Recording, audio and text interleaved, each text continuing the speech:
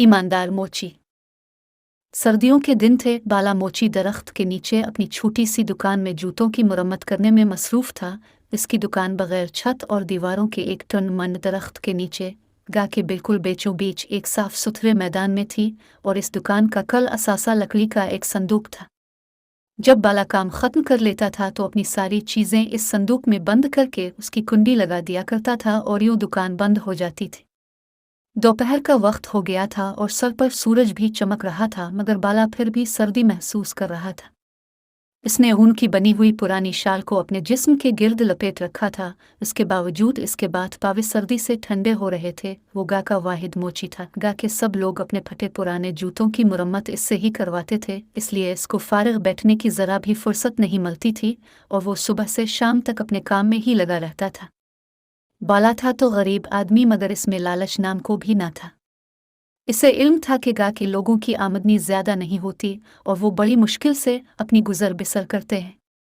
बाला गा के दूसरे लोगों की तरह ही उन पर था, मगर इसको गा वालों की गुर्बत का एहसास था, इसलिए वो उनसे जूतों की मुरम्मत के ज़्यादा पैसे नहीं लेता था। ऐसा भी नहीं था कि इसको जूतों की मुरम्मत के बदले रकम ही मिलती हो।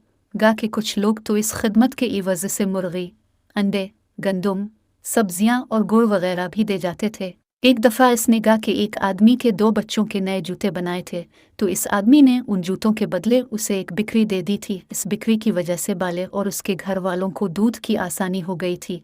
वो अपनी बीवी और 2 बेटियों के साथ गा में रहता था कि घर चलाने के लिए उसे सख्त मेहनत करना पड़ती थी। इसकी बीवी एक बहुत अच्छी और मेहनती औरत थी। वो जूतों में काम आने वाला चमड़ा रनने में बाला का हाथ बटाती थी, और उसके साथ साथ वो गा के जमींदारों के खेतों में भी काम करती थी, जिससे इसे कुछ पैसे मिल जाते थे। दोनों की इस जदोजहद के नतीजे में घर की गाड़ी चलती थी। उनकी दोनों बेटियां अभी छोटी थीं और गा के कच्चे मदरसे में पढ़ने जाती थीं। दोनों मियाँ बीवी उनको किसी काम में हाथ नहीं लगाने देते थे। बाला उनसे कहता था कि बस वो पढ़ती लिखती रहें। इसके बावजूद दोनों लड़कियां घर के मुख्तलिफ छोटे मोटे कामों में लगी रहती थीं, जिसकी वजह से बाला की बीवी को बड़ी आसानी हो जाती थी। बाले के घर की एक मुद्दत से मुरम्मत नहीं हुई थी। इसके घर में 3 कमरे थे और उनकी छतें बोसीदा हो गई थी।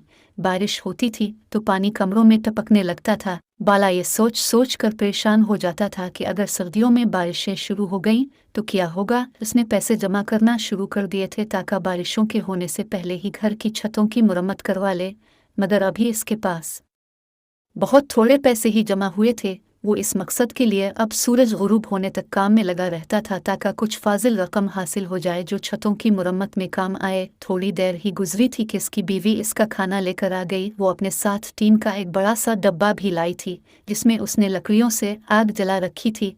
बाला बीवी को खाने को और आग के डब्बे को देखकर खुश हो गया। बोला, बाले खुश रह, तूने तो कमाल कर दिया। तुझे कैसे पता चला कि मुझे सर्दी लग रही है? बाली अपनी तारीफ सुनकर शर्मा गई। खुश होकर बड़े प्यार से बोली, बाले जैसी सर्दी यहाँ है वैसी सर्दी घर पर भी है।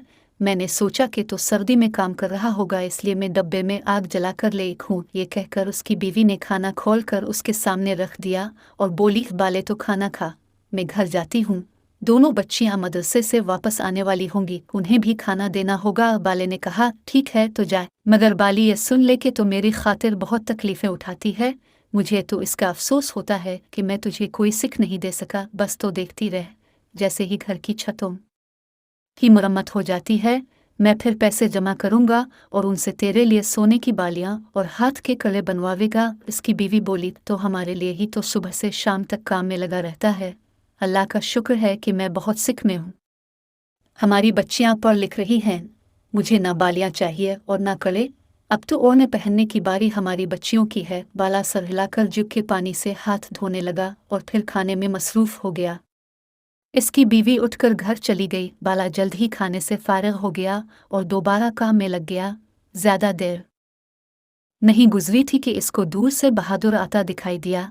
वो बाला के करीब ही एक घर में रहता था और ईंटों के एक भट्टे पर मजदूरी करता था। इसके हाथ में एक थैला था। करीब आकर उसने वो थैला बाले के लकड़ी के संदूक पर रख दिया और खुद जमीन पर अलती पालती मारकर बैठ गया। बाले ने वो जूता जिसकी वो मुरम्मत कर रहा था एक तरफ रखा और बोला, बहादुर भाई कैसे आना हुआ? बहादुर ने धीरे से कहा, परसों दूसरे गांव से लड़के वाले शादी के लिए मेरी बड़ी लड़की को देखने के लिए आ रहे हैं, इसलिए जूते मुरम्मत करवाने के लिए लाया हूँ। लड़के वाले आएंगे तो उन फटे हुए जूतों में उनके सामने जाते हुए शर्म आएगी, उसने अपना पावे आगे करके कहा। बाले ने देखा इसने जो जूते पहने हुए थे वो इंतहाई बदनुमा और खस्ता थे। बाला ने खामोशी से वो थैला उठाया जिसमें बहादुर मुरम्मत करवाने के लिए जूते लाया था। ये जूते भी नहायत खस्ता हालत में थे, ऊपर का चमड़ा पुराना हो गया था मगर फटा नहीं था। इसने उन्हें पलटकर देखा तो दोनों जूतों के तले फटे हुए थे। बाले की तजर्बाकार उंगलियों ने जूतों के चमड़े को छूकर अंदाजा कर लिया था कि वो हिरन की खाल के बने हुए थे, जो निहायत नम, मजबूत और हल्की होती है। दूसरी बात जो बाले ने महसूस की वो ये थी कि हिरन की खाल के बने हुए जूते अगरचे हल्के फुल्के होते हैं मगर ये जूते से कुछ ज्यादा ही वजनी लगे। इसने इस बात पर कोई ध्यान नहीं दिया। जब बहादुर ने जूतों में बाले का इन्हिमाक देखा तो वो परेशान हो गया। इसको ये डर था कि इतने खराब जूते देखकर बाला उनकी मुरम्मत से इनकार न कर दे, इसलिए वो बड़ी लजाजत से बोला, बाले भाई जूते बहुत पुराने हैं, उनको मैंने घर में पड़े पुराने सामान से निकाला है। ये जूते मेरे दादा के थे और किसी ज़माने में बहुत अच्छी हालत में थे। दादा के इंतकाल के बाद मेरे अबुआ ने पहन पहन कर उनका ये हाल कर दिया था। अगर बेटी की बात पकी होने की तकरीब न होती तो मैं कभी भी ऐसे फटे पुराने जूते लेकर तुम्हारे पास नहीं आता। बस ये समझ लो इज्जत का मामला है। बाला इसकी बात सुनकर रंजीदा हो गया। इस ने कहा कि ये जूते हिरन की खाल के बने हुए हैं और हिरन की खाल के जूते बहुत कीमती होते हैं। तुम्हारे दादा तो काफ़ी पैसे वाले होंगे। बहादुर ने बड़े फ़ख्र से कहा। वो बहुत बड़े ज़मींदार थे। इस गांव की बहुत सी ज़मीनें उन्हीं की मलकियत थी। उनके मरने के बाद मेरे बाप ने सारी ज़मीनें बेचकर उनके पैसे अपने दोस्तों पर उड़ा दिए थे। अगर वो संभल कर चलते तो हमारा ये हाल ना होता। इसकी शर्मिंदगी महसूस करके बाला ने इसकी तसल्ली के लिए कहा, तुम फिक्र मत करो, इन जूतों को तो मैं ऐसा कर दूंगा कि देखने वाले देखते रह जाएंगे। उसकी बात सुनकर बहादुर ने नज़रें झुकाकर कहा, और बाले भाई एक बात और, यान की उजरत में बाद में दूंगा। अभी तो लड़के वालों के खाने का भी इंतज़ाम नहीं हुआ है।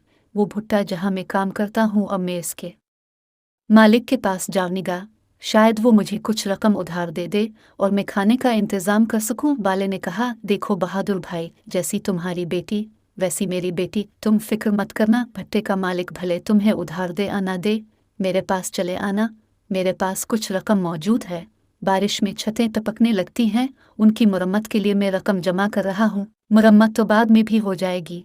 इन पैसों को तुम बस अपना ही समझो और तुम आराम से लड़के वालों की दावत का इंतज़ाम करना। बाले की हमदर्दी और मोहब्बत भरी बातें सुनकर बहादुर का दिल भर आया और उसकी आंखें नम हो गईं। वो इसे दुआएं देता हुआ रुखसत हुआ। चूँकि गा की एक बेटी की शादी का मामला था, इसलिए बाले ने दूसरे जूतों की मुरम्मत का काम छोड़ा और बहादुर के जूते लेकर बैठ गया। जूतों के तले तो बिल्कुल भी मुरम्मत के काबिल न थे।